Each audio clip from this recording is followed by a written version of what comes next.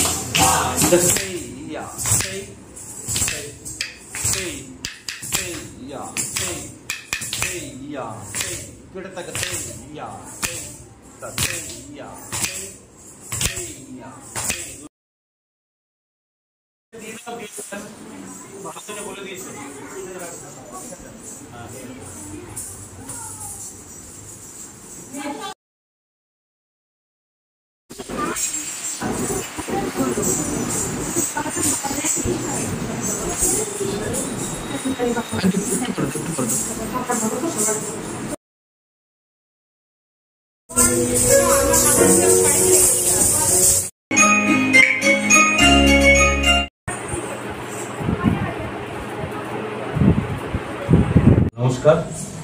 আমাদের চণ্ডীগড় বোর্ড, এটা আমাদের আজকে অ্যানুয়াল এক্সাম রয়েছে। আমরা পেয়েছি সুদূর কলকাতা থেকে আগত আমাদের এক্সামিনার, তাকে আমাদের গীতি নৃত্যম এবং মৃত্তিকার পক্ষ থেকে অনেক শুভেচ্ছা। আমি কিছু বলবো তাকে বলার জন্য। নমস্কার, আমি পার্থসারথী দেবনাথ, একজন কত্থক এবং ভারতনাট্যম নৃত্যশিল্পী।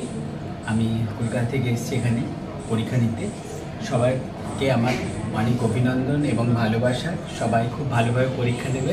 আর আমার ভীষণ ভালো লাগছে এই দুজন মানুষকে পেয়ে, ভীষণ ভালো মানুষ। ভালো থাকবেন।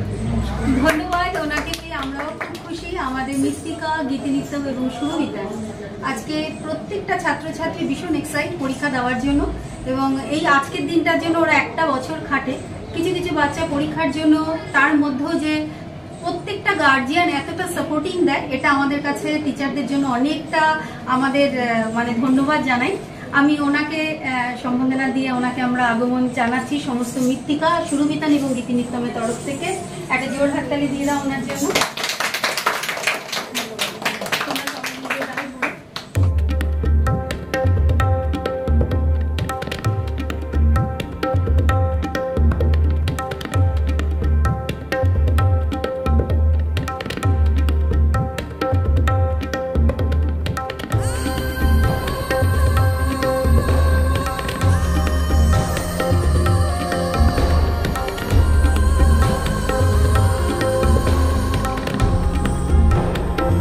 সবাই অনেক গুরুর কাছে শিখেছে।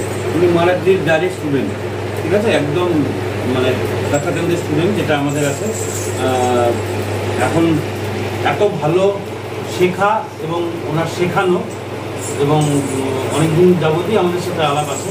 ভীষণ ভালো মানুষ। ভালো মানুষ না হলে শেখানো যায় না, এটার ব্যাপারটা সবার আগে শেখা। ভীষণ ভালো লোক, ভীষণ ভালো শেখায়, ভীষণ ভালো মানুষ। ব্যাস, এটাই সবচেয়ে এন্ড। ভালো শেখাতে পাই কি জানি, কিন্তু আমরা চেষ্টা করি যাতে ওদেরকে ভালো দেওয়ার চেষ্টা করি। তখন তো সে তো ওরাই দিয়ে দেবে। খুব ভালো, ভীষণ ভালো লিখেছে। আমি খুব ঠিক। আর আমাদেরও আপনাকে অসংখ্য ধন্যবাদ যে আমাদের এত ভালো আজকে এক্সামিনার পেয়েছি, যে আমাদের এত ভালো আজকে এক্সামটা নিয়েছে, এবং উনি ছোটো ছোটো কোশ্চেন, বাচ্চাদের যে কোশ্চেনগুলো থাকে এত সহজভাবে বলেছে যে বাচ্চারা হাসি মুখে উত্তর দিয়েছে। অনেক বাচ্চারা কি হয়, এক্সামিনার থেকে ভয় পেয়ে যায়, সহজ জিনিসগুলো ভুলে যায়। উনি এত সুন্দর ইজিভাবে বলেছে বলে আমরা তো কিছু জানি না, তোমাদের থেকে শিখবো। ওরা প্রথমে কি হয়, বাচ্চা যেটা এনার্জি পেয়ে গেল যে আমাদের থেকে শিখছে। এটা ভীষণ ভালো আপনার শেখানোর বলার। আমরাও আজকে আপনার প্রতি ভীষণ খুশি আপনাকে পেয়েছি। আমরাও চাইবো যে এরকমই এক্সামিনার আমাদের প্রতি বছর পাক আমাদের ছেলেমেয়েরা। নমস্কার, আমি সুজাতা চ্যাটার্জি,